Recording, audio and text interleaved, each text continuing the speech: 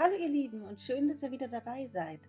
Ich bin Maria, ich habe einen Schrebergarten in Berlin und heute wollen wir uns mit einer wunderschönen Frühlingsblume beschäftigen, und zwar der Ranunkel.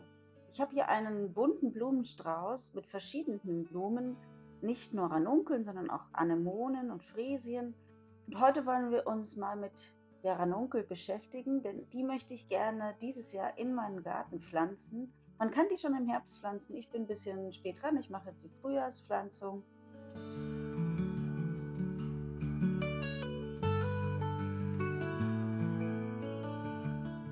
Ihr kennt ja von mir vielleicht, dass ich ein Gartenbuch führe, in dem ich auch verschiedenste Zeichnungen habe. Und ich habe so ein altes Frühlingsblumenbuch gefunden, wo auch so wunderschöne alte Zeichnungen drin sind. Und ich möchte jetzt einmal mich ein bisschen mehr mit der Pflanze beschäftigen und diese zeichnen.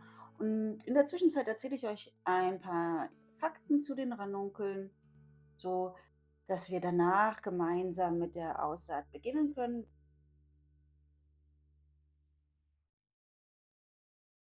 Das Schöne an der Ranunkel finde ich, dass die ja so ein bisschen aussieht wie so eine kleine Pfingstrose oder auch wie so gefüllte Rosen, aber die schon viel früher blühen und so wunderbare Frühblüher sind. Der Name Ranunculus asiaticus, was der lateinische Name ist, kommt von Rana und das bedeutet Frosch. Und Frosch ist so ein bisschen darauf bezogen, weil die Blumen ursprünglich aus 'nem feuchten Gebiet kommen, aus dem östlichen Mittelmeerraum, so aus der Türkei, Syrien sind und Griechenland sind die so hergekommen, und im 16. Jahrhundert sind die nach Europa gekommen und seitdem sind die schon bei uns.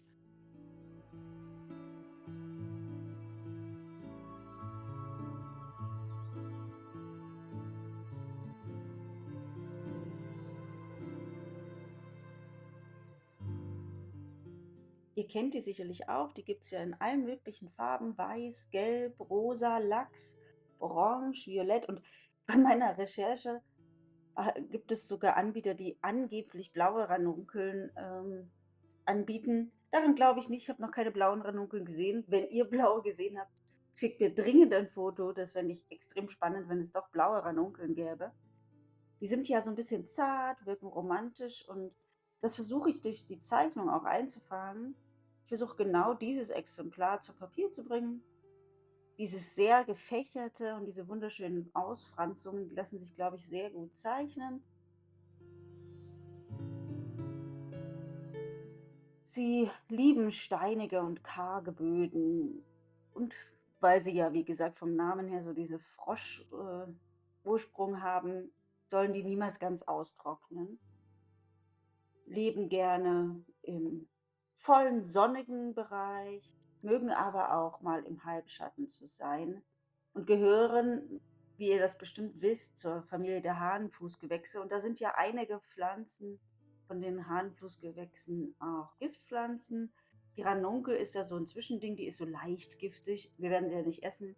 Wir wollen sie als Schnittpflanze in den Garten. Der Vorteil der Ranunkel ist, dass sie auch 2 Wochen in der Vase halten. Im Sommer, wenn man sie dann abschneidet, im Frühling, später Frühling, ist es ja auch nicht mehr so ganz warm in dem Raum, sodass sie dann auch länger in der Vase halten. Ich habe gelesen, bis zu 2 Wochen. Das ist ja so ein bisschen abhängig, wie oft man sein Wasser wechselt. Ja, es sind einfach perfekte Schnittblumen, was soll ich sagen? Für das Pflanzenbuch schreibe ich mir jetzt auch die wichtigsten Fakten noch mal hier zusammen. Also, zum einen natürlich der lateinische Name, Ranunculus asiaticus, dass es ein Hahnenfußgewächs ist. Wie ich gesagt habe, dass es aus dem Mittelmeerraum kommt. Eigentlich ist die Ranunkel auch ganz normal ein mehrjähriges Gewächs. Es ist nur so, dass sie bei uns nicht im tiefsten Winter in der Erde bleiben kann, weshalb wir sie, so wie Dahliengewächse, rausnehmen müssten, abtrocknen und dann im Frühjahr oder im frostfreien Bereich wieder pflanzen können. Sie blühen so zwischen März und Juni und bevorzugen einen Standort, der sehr sonnig bis halbschattig ist. Und wie ich gesagt habe, sollen die nie so richtig austrocknen. Und sie sind leicht giftig. Ich habe gelesen, wer da empfindlich ist, sollte vielleicht auch Handschuhe tragen, wenn man die schneidet.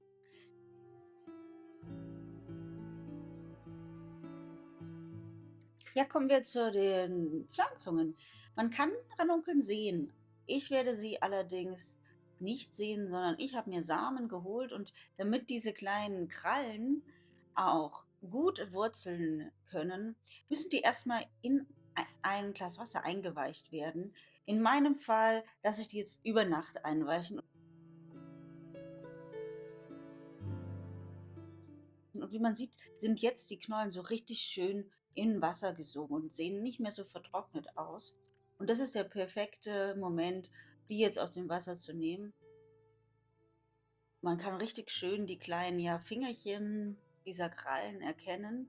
Und man kann auch so erkennen, was jetzt oben und unten ist. Also die Spitzen sind sozusagen die untere Seite und oben, wo die zusammenkommen, das ist oben. Mein Pflanzgefäß habe ich schon ein bisschen Erde gefüllt, in dem Fall wirklich gar nicht viel und die Erde angefeuchtet. Jetzt setzt man die Krallen einfach locker so in die Erde hinein. Unsere Anzucht dient jetzt nur, dass wir sie vortreiben. Das stellt einfach sicher, dass ich die Kontrolle habe, dass es immer schön feucht ist. Man kann die natürlich ins Freiland setzen, aber dann habe ich die Kontrolle nicht. Daher setze ich die jetzt lieber in mein Fensterbrett und stecke die jetzt so, die Abstände sind egal, weil die sowieso nochmal umgepflanzt werden. Das dient jetzt nur dem Austrieb, diese kleine Pflanzung. Nur so habe ich ganz genau im Blick, dass die Erde niemals austrocknet und dass es den Pflänzchen, was die Temperatur und die Feuchtigkeit angeht, recht gut geht.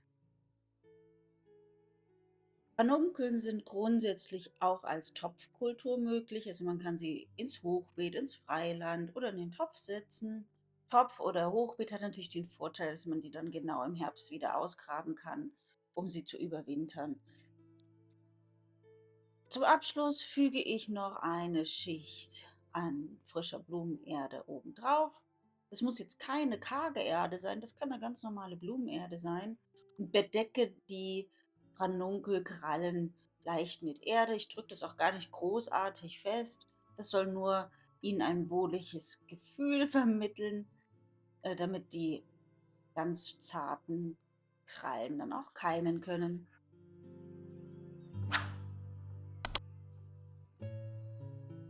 Und wer darf natürlich nicht fehlen bei meinen Aussaaten? Das ist wieder mal meine Katze Kira, die ganz neugierig ist, was wir hier heute so Schönes machen.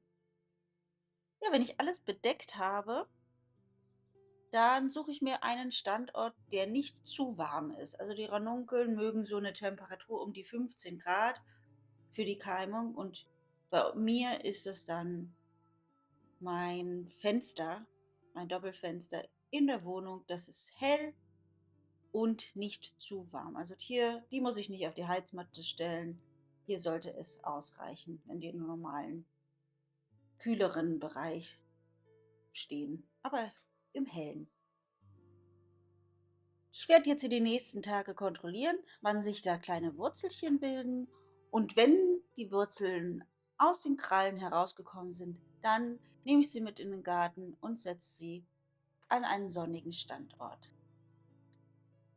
Und mal sehen, ob es dann genauso lustig aussieht wie hier bei einem KI-generierten Bild, die Ranunkeln im Hochbeet. Ja, schön, dass du das Video bis zu Ende gesehen hast. Lass mir dein Abo da und wir sehen uns nächsten Freitag wieder. Es folgen ja noch viele Aussaaten wie Tomaten und exotische Gemüse. Ich freue mich auf dich.